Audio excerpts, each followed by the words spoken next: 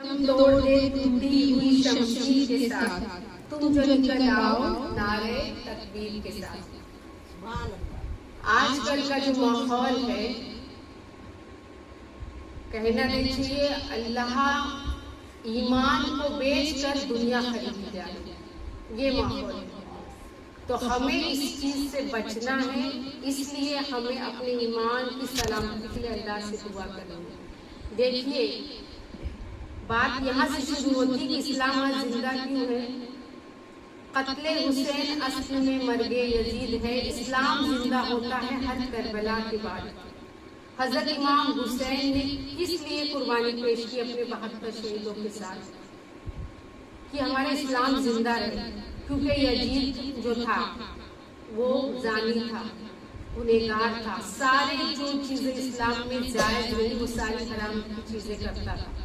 اگر حضرت امام حسین چاہتے تو ان کے ہاتھ میں بیعت کر لیتے، اور ہمارا جو آج اسلام ہے وہ اسلام نہ ہوتا، کیونکہ وہ اتنا بڑا گنہگار تھا کہ اس نے جو چیزیں اسلام میں شراب حرام تھی، شراب اس نے عام کی، اور جس طرح سے جانی مطلب ایک ساتھ اس نے 40 بیویاں رکھتا تھا، جو اسلام میں جائز نہیں۔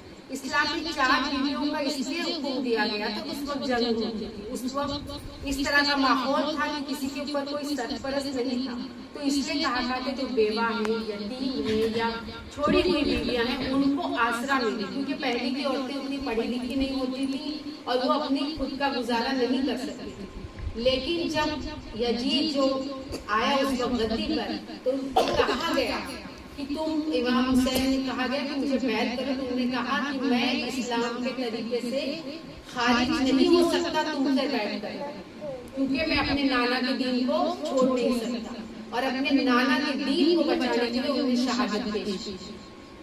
72 شہید چاہتے تو لوٹ آتے، چاہتے تو ان کے ہاتھ میں بیعت کر لیتے اور اس کے بعد میں بادشاہیت قبول کر لیتے، لیکن انہوں نے سب کچھ ٹھکرا کر اسلام کو چنا۔ اپنے 6 مہینے کے بچے تک گلے میں ان کو تیر لگا، بھوکے پیسے نے عورتوں کو جس طرح سے کیا گیا، پھر بھی انہوں نے اپنے ایمان کو نہیں چھوڑا اور اپنے سجدے میں اپنے سر کو کٹا کر اسلام کو زندہ رکھا۔ تو کیا آج ہمارا یہ فرض نہیں ہے کہ اسلام کو ہم زندہ رکھیں، کہ ہم کفر اور شرک کی طرف جائیں؟